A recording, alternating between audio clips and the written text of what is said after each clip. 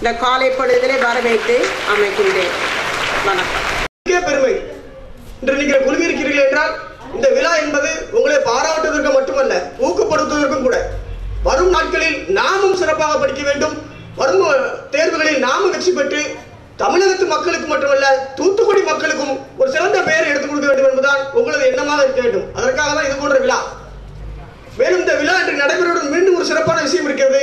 இன்றுதான் குழந்தை தொழிலாளர்கள் ஒழிப்பு தினம். குழந்தை தொழிலாளர் ஒழிப்புகளில் தமிழகம் மிக முன்மாதிரியாக இருக்கிறது. அதற்கு காரணம் என்றால் பிவிடி ஐயா போன்றவருடைய மிகப்பெரிய ஒரு கல்வி பணிதான். அவர்கள் செய்யும் இந்த கல்வி பணியால் தான் தமிழகத்தில் குழந்தை தொழிலாளர்கள் ஒழிப்பு மிகவும் சிறப்பாக நடைபெற்றுக் கொண்டிருக்கிறது. அந்த வகையில் இன்று குழுமி இருக்கிற அனைவரும் மிக சிறந்த ஒரு கல்வியாளராக வர வேண்டும். இன்று நீ கல்வி பெற்றிருக்கிறீர்கள் என்றால் இந்த கல்வி உங்களுக்கு பயன்படுவதாக இருக்க வேண்டும் என்று நினைக்காதீர்கள். ஒரு பணம் சம்பாதிக்கும் கல்வியாக கல்வியை தயவு செய்து பயன்படுத்தாதீர்கள். கல்வி அறிவு என்பது இறைவன் கொடுத்த வரப்பிரசாதம். இறைவனுடைய எண்ணமே மக்களை வாழ வைப்பதான். அதற்காக தான் உங்களுக்கு ஒரு கல்வி அறிவை கொடுத்திருக்கிறார். அந்த கல்வி அறிவை கொண்டு பணம் சம்பாதிப்பதற்கு பயன்படுத்துவது மட்டுமல்லாமல் பிற மக்களுக்கு பயன்படும் வகையிலே ஒரு டாக்டராகவோ இன்ஜினியராகவோ பணி செய்தோட ஒரு மாநிலத்தின் கலெக்டராக பணி செய்தால் லட்சக்கணக்கான மக்களுக்கு உங்களது பணி சிறப்பாக அமையும். அந்த வகையிலே இங்கு அதிக மதிப்பெண் பெற்றிருக்கும் என் அன்பு சகோதரர்களே, உங்களுடைய எண்ணம் ஒரு இன்ஜினியர் ஆகுவதோ ஒரு MCA படித்து பெங்களூரில் 1 லட்சம் சம்பளம் வாங்குவதோ என்ற எண்ணம் இல்லாமல் ஒரு மாவட்டத்தின் கலெக்டராக பணி செய்து என் சமுதாய மக்களுக்கு, கீழ்த்தட்டில் இருக்கும் மக்களுக்கு ஒரு உயர்ந்த நிலை கொண்டு செல்வதே எனது லட்சியம். அதற்காக கொடுத்திருக்கிறான் இந்த கல்வி அறிவை கொடுத்திருக்கான எண்ணம் கொண்டு உங்களது வாழ்க்கையில் இந்த நேரத்தில் ஒரு உயர்ந்த லட்சியமாக நான் ஒரு மாவட்ட கலெக்டர் ஆவேன், மாவட்ட உயர் கல்வி அதிகாரி ஆவேன், ஒரு மாவட்டத்தின் ஒரு SP ஆவேன் என்று பொறுப்பேற்று மக்களுக்கு நல்லது செய்ய வேண்டும் என்று கேட்டுக்கொண்டு வாய்ப்பளித்த அனைவரும் நன்றி. நன்றி. வாழ்த்துறை வழங்கிய அண்ணன் அவர்களுக்கு நன்றி தெரிவித்துக் கொள்கின்றோம். ஐயா வாசு அவர்களுக்கு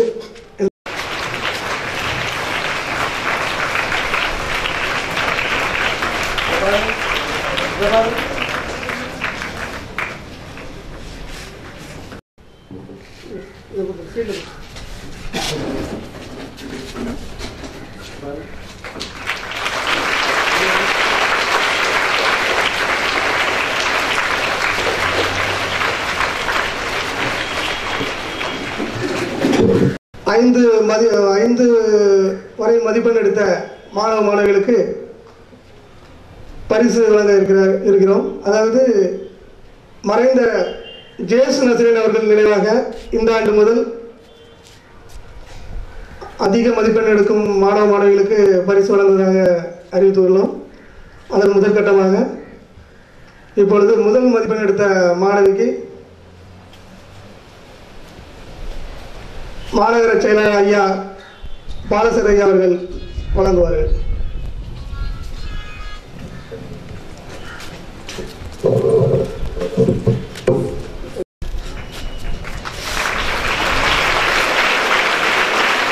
மறைந்த ஜேசு நசரீன் அவர்கள் நினைவாக அவரது மகன் சுபாஷ் அவர்கள் இந்த நினைவு பரிசினை தந்துள்ளார்கள் என்பதை இந்த நேரத்தில் தெரிவித்துக் கொள்கின்றோம். அடுத்து 3வது ஜேசு நசரீன் அவர்கள் நினைவாக கொடுக்கப்படும் பரிசினை அடுத்து 4வது அடுத்தபடியாக சுந்தரம் நாடார்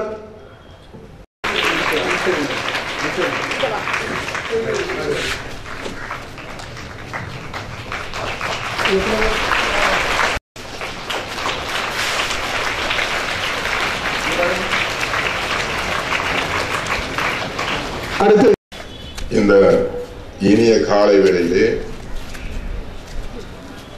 நடைபெறக்கூடிய இந்த விழாவிற்கு தலைமை வைக்கக்கூடிய பள்ளியுடைய செயலாளர் மதிப்புக்குரிய ஐயா விவிடி ரவீந்திரன் அவர்களே,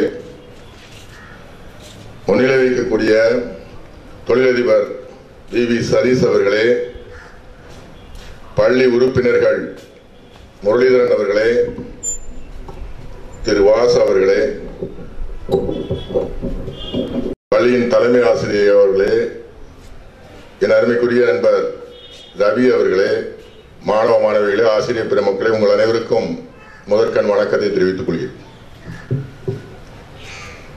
இம்மாதிரியான விழாக்கள் 100% தேர்ச்சி பெற்றதற்கு ஒரு பாராட்டு விழா, அதிக மதிப்பெண் எடுத்தவர்களுக்கு ஒரு பரிசளிப்பு விழா, ஒரு சிறிய பரிசளிப்பு விழா, இந்த மாதிரியான விழாக்கள் நடைபெறுவது எதற்காக என்றால், விழாக்களும் விருதுகளும் நமக்கு ஆர்வத்தை தூண்டுவதற்காக.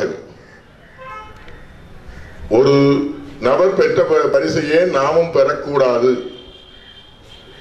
நாமும் அதை பெற்றால் என்ன என்ற எண்ணம் மற்றவருக்கு தோன்ற வேண்டும். இந்த பரிசு பெறுவது என்பது ஒரு ஏறக்குறைய ஒரு போதை மருந்து மாதிரி. ஒரு தடவை பரிசு வாங்கி பழகிவிட்டோம் என்றால் அந்த மேடை ஏறி பரிசு வாங்க வேண்டும் என்ற ஆர்வம் மிக அதிகமாக இருக்கும். எப்பொழுதும் அதுபோல தொடர்ந்து ஊக்கப்பட்டு படிப்பதற்கு வாய்ப்பாக இருக்கும்.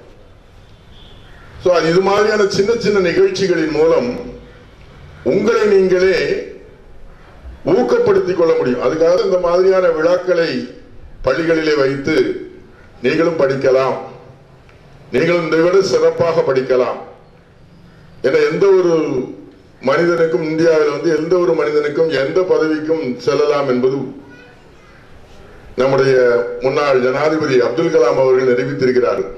எந்த அரசியல் பின்னணியும் இல்லாமல் ஒரு சாதாரண கிராமத்தில் பிறந்து சாதாரண இடத்தில் படித்தவர் இந்தியாவினுடைய ஜனாதிபதியாக பதவியேற்றார். அப்துல் கலாம் வந்த பொழுது இங்கே இருக்கக்கூடிய ஆறுமுகம் வரக்கூடாதா?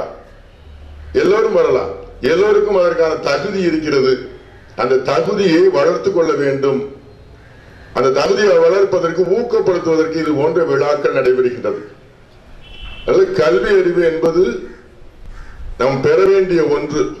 இதுவரைக்கும் அது உரிமையாக இல்லாமல் இருந்தது. இப்பொழுது அரசியல் சாசன சட்டப்படி அது உரிமையாகிவிட்டது. குழந்தை தொழிலாளர் ஒழிப்பு நாள் என்று சொன்னார்கள். குழந்தை தொழிலாளர்கள் என்பது இல்லாத நிலை ஏற்படும் வரை அது தொடர்ந்து கொண்டிருக்கும். நம்முடைய மாநிலங்களில் அநேகமாக 90% ஒழிக்கப்பட்டு விட்டது. இருந்தாலும் இன்னும் கொஞ்சம் கொஞ்சம் ஒட்டிக்கிட்டு இருக்கு. அதையும் ஒழிக்க வேண்டும் என்பதற்காக அந்த நாள். குறைந்தபட்ச கல்வி இருந்தால் மனிதன் நல்ல முறையில் வாழ்வான் என்பதற்காகத்தான் இந்த கல்வி அறிவு கொடுக்கப்படுகிறது. அதுல கூடுதலாக பெற வேண்டும், ஒரு போட்டி வேண்டும். அந்த போட்டி இருந்தால் நாம் முன்னேறுவோம் என்பதற்காக இந்த விழாக்கள் நடைபெறுகிறது. இந்த ஆண்டு சில மாணவ மாணவிகள் இங்கு பரிசு வாங்கினார்கள்.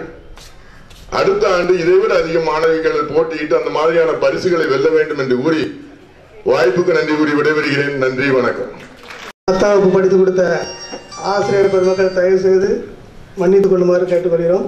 உங்களை முதலில் தலைமை ஆசிரியர்கள் 10ஆம் ஆசிரியர்கள் அனைவருக்கும் பொன்னாடை பொறுத்தவர்கள் என்பதை மகிழ்ச்சியுடன் தெரிவித்துக் கொள்கிறேன். திருமதி எஸ்தர் அழகுராணி, திருமதி நளினா, திருமதி விஜலியா, திருமதி லீமா, திருமதி கேத்தரின் இன்பமலர், திருமதி சுமதி, திருமதி ஷாலினி ஜாய்ஸ்.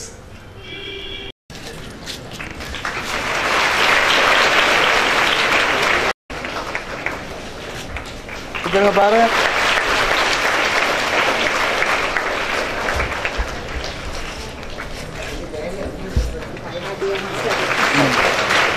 பாரு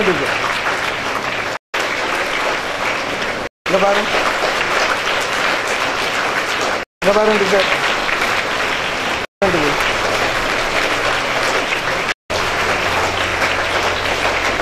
டீச்சர் கொடுத்தாங்க. பாருங்க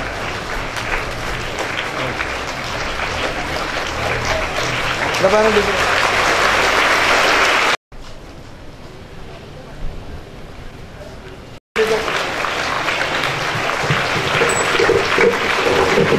செய்த அனைத்து ஆசிரியர்களுக்கும் எங்களது நற்பணி மன்றத்தின் சார்பாக நன்றியினை தெரிவித்துக் கொள்கின்றோம்.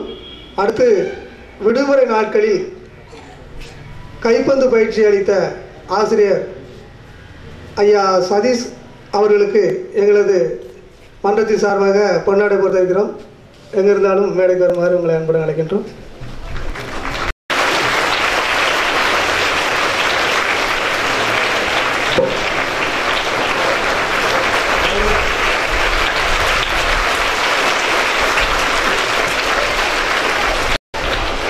இவ்வளவு நேரம் பொறுமையாக இருந்த அனைத்து மாணவ மாணவிகளுக்கும் எங்களது நற்பணி மன்றத்தின் சார்பாக நன்றியினை தெரிவித்துக் கொண்டு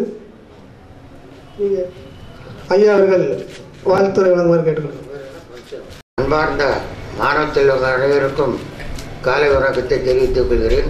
அத்துடன் இந்த பள்ளியினுடைய ஆசிரியர் அனைவருக்கும் எனது குட் மார்னிங் சொல்லி பெருமைப்படுகிறேன். இத்துடன் இன்று நம்ம பள்ளிக்கு சென்டம் எடுத்தவைக்கு பெருமைக்காக ஸ்கூலை பெருமைப்படுத்திய திரு டாக்டர் சிவந்தாயத்தினார் எப்படிமன்றம் ஒன்றியத்திலிருந்து வந்து நமக்கு இப்போ ஸ்கூலுக்கு ஒரு ஷீல்டு டீச்சர்களுக்கு ஒரு பொன்னாடை பொருத்தி கௌரவித்தார்கள். அவர்களை நாம் நன்றியுடன் பாராட்டுகிறேன்.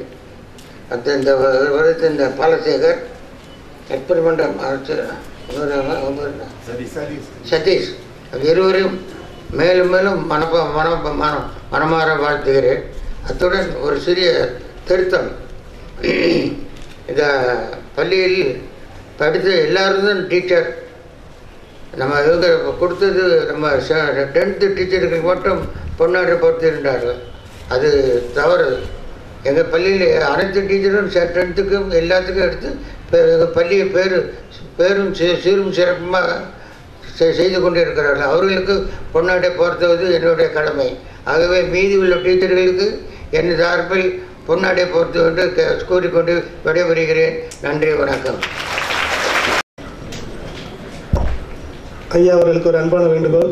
நாங்கள் ஆசிரியர்களை பிரித்து பார்க்கவில்லை. அவர் உழைப்புக்கு நாங்கள் கொடுத்த ஒரு எங்களால் முடிந்த இது. அதுக்காக நாங்கள் உங்கள் பள்ளியிடத்தில் அந்த டீச்சர் அப்படி இந்த டீச்சர் அப்படின்லாம் நாங்கள் சொல்லலை. எல்லா டீச்சரும் எங்களுக்கு அம்மா மாதிரி தான். அதுக்காக 1ஆப்லேருந்து 6ஆப் வரைக்கும் படித்து கொடுத்த டீச்சர்ஸுக்கும் நாங்கள் பாராட்டுலாம் இங்கே வச்சு தான் ஆகணும். நீங்கள் அனுமதி கொடுத்தா நாங்கள் அடுத்த வருஷத்துலேருந்து அனைத்து ஆசிரியர்களுக்கும் நாங்கள் பொன்னாடை பொறுத்த தயாராக இருக்கின்றோம். நன்றி.